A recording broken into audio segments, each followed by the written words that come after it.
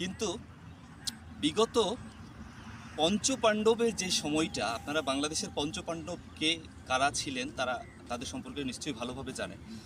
পঞ্চপাণ্ডবের সময় আমরা ক্রিকেটের যে মজাটা পেয়েছি, কত বড় বড় না জয় করেছি, কত বড় বড় অর্জন আমাদের হয়েছে, কত বড় বড় দেশকে, কত বড় বড় ক্রিকেটারদেরকে আমরা নাকা নিচু বাড়ি খাইয়েছি।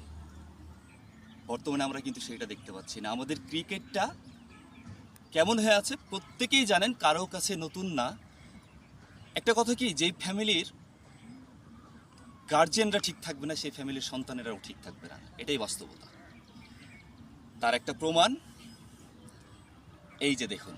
মেরাজ মানে হ্যাঁ, মেরাজ কি ছিল, কিন্তু মেরাজকে তো মেরাজ ছিল, এটা এটা এটা আপনারা ঠিকই বলেছেন, কিন্তু মেরাজকে তারা কেন নেয় নাই জানি না।